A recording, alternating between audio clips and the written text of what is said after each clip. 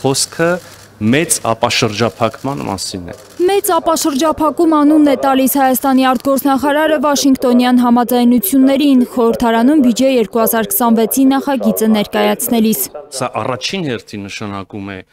Հայաստանի ապաշրջափակում մեր համար։ Նրա խոսքով մանիպուլյացիոն են պնդումները, որ Վաշինգտոնյան համաձայնությունները միայն Ադրբեջան-Նախիջևան կապի ապահովման մասին են։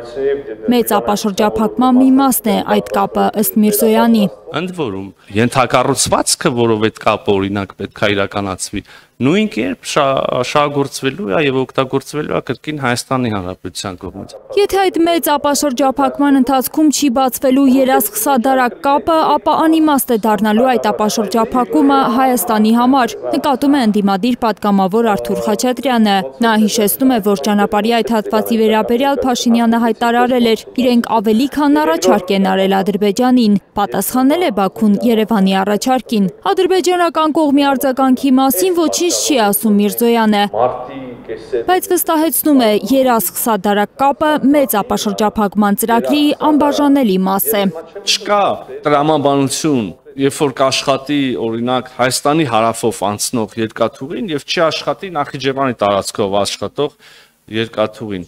Խաչատրյանի պնդմամբ կարևոր է նաև թրիփի ու երաշխսադարակ ճանապարհի համաժամանակյա բացումը։ Լինի համաժամանակյա բացում, որ մեկը դանով Հայաստանի արտաքին շրջափակումը չի ճեղքվի։ Գոնե ներքին արդյունավետությունը կբարձրանա։ Ենթադրվում է, որ դա պիտի լինի համաժամանակյա։ Հայաստանի արտգործնախարարի գնահատմամբ շրջադարձային իրադարձություն է եղել Հայաստանի ու Ադրբեջանի միջև, երբ որոշվել է ղազախական ցորեն բերել Հայաստան Ադրբեջանի տարածքով, բայց ոչ հայ-ադրբեջանական սահմանով։ Այդ նոր դուռը որտեղ է բացվել։ Մի հատ ցույց կտակ այդ տեղը։ Եթե գնում է այլի Վրաստանից գալիս է, լավ, վատ բան տեղ չեմ կարող ասեմ, բայց էսա ձեր պատկերացած ապաշրջափակումը Կամ որտեղ է այն հայտարարությունը, որ Ադրբեջանը ճանաչել է Հայաստանի տարածքային ամբողջականությունը 29800 քառակուսի կիլոմետր տարածքով, հարցնում է Վարդանյանը, վստահեցնելով, որ Բաքվի պաշտոնյաները երբևէ այդպիսի հայտարարություն չեն արել։ Հետևաբար, հայ պաշտոնյաները չեն կարող պնդել, թե Ադրբեջանը ճանաչել է Հայաստանի տարածքային ամբողջականությունը։ Չկա այդպիսի հայտարարություն։ Մի խոսքով Տիկին Վարդանյան լավ չեն ձեր գործել։ Իմ գործերը նման են Հայաստանի Հանրապետության գործերին, որ իրոք լավ չեն։ Իմ գործերը ուղիղ կապված են։ Հայաստանի տարածքից դուրս չեն գալիս ադրբեջանցիները, գերիները չեն վերադառնում, հիշեցնում է Գառնիկ Դանիելյանը։ Ես եւ մեր հանրությունը ձեզնից, պարոն Միրզոյան, երկու կարևոր խնդրի լուծում էր ակնկալում Ադրբեջանից այս ընթացքում։ Մեր սուվերեն տարածքներից Ադրբեջանի դուրս գալը, օկուպացված տարածքները